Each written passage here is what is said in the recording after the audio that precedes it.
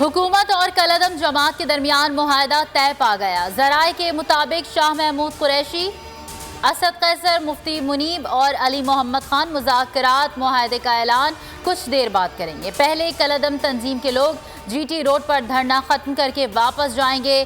گرفتار کارکنوں کی رہائی ہوگی۔ عدالتیں سعد رضوی کو رہا کریں تو اعتراض نہیں۔ وزیر اعظم نے سعد رضوی کی رہائی کا فیصلہ عدلیہ پر چھوڑ دیا۔ علماء سے ملاقات میں وزیر اعظم نے دو ٹوک کہا، فرانس کے سفیر کو نکالنا مسئلے کا حل نہیں، ریاست کے ریٹ پر سمجھوتا ناممکن ہے۔ حکومت خون خرابہ نہیں چاہتی، غیر ملکی عناصر ملک کا امن خراب کرنا چاہتے ہیں۔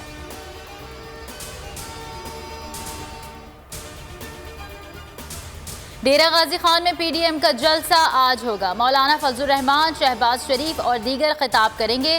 ترجمان مسلم لیگ نون مریم اورنگزیب کہتی ہیں، جلسہ ظالم حکومت کے خلاف عوامی ریفرنڈم ثابت ہوگا۔ عوام کو بات سمجھ آ گئی کہ عمران صاحب سے نجات ہی مہنگائی سے نجات ہے۔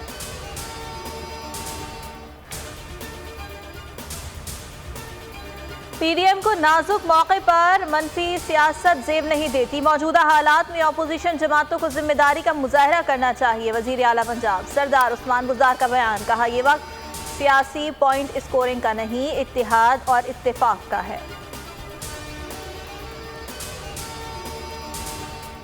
آزادی صحافت پر پیمرا کا وار، بول نیوز بغیر نوٹس غیر قانونی طور پر بند، بول انتظامیہ کا معاملہ تمام فورمز پر اٹھانے کا فیصلہ۔ سمیع ابراہیم کہتے ہیں، فواد چودھری نے ذاتی رنجش پر چینل بند کرایا۔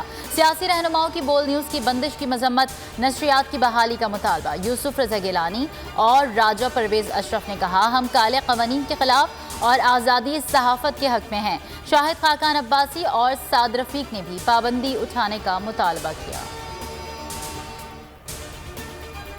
مذہبی جماعتوں کا بھی بول نیوز پر پابندی پر اظہار تشویش، ایسوسی ایشن آف الیکٹرانک میڈیا ایڈیٹرز اور نیوز ڈائریکٹرز کی مذمت، کہا چینل کو بغیر پیشگی نوٹس بند کرنا درست نہیں۔ Secretary general P F U J Rana Azim نے اقدام کو آزادی صحافت پر حملہ قرار دے دیا۔ نو منتخب صدر سپریم کورٹ بار احسن وون نے کہا، میڈیا پر پابندی غلط ہے، عوام کا نشریات فوری بحال کرنے کا مطالبہ۔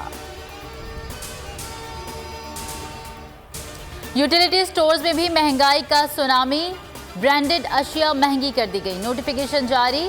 چائے کافی 950 گرام کا پیکٹ 210 روپے مہنگا ہو گیا۔ کافی کے 100 گرام جار کی قیمت 50 روپے تک بڑھا دی گئی۔ بچوں کا فارمولا دودھ، کپڑے دھونے کا پاؤڈر، کسٹرڈ، شہد بھی مہنگا کر دیا گیا۔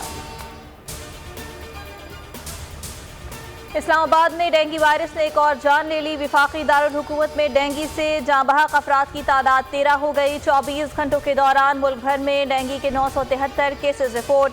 ڈینگی وارڈ جنا اسپتال میں ناقص، انتظامات پر ایم ایس معطل۔ ملک میں کورونا کیسز کی انتہائی کمی کا رجحان برقرار۔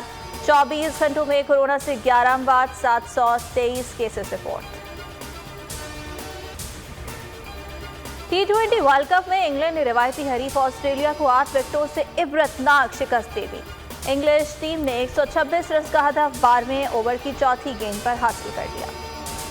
ہم سے ہارنے والے ایک دوسرے کے خلاف سفارہ T20 ورلڈ کپ میں آج 2 میچز ہوں گے۔ سپہر 3 بجے ابوظہبی میں افغانستان اور نمیبیا مد مقابل ہوں گے۔ نیوزی لینڈ اور بھارت کا ٹاکرا دبئی میں شام 7 بجے ہوگا۔ سبسکرائب کریں اور بیل دبائیں تاکہ کوئی خبر رہ نہ جائے۔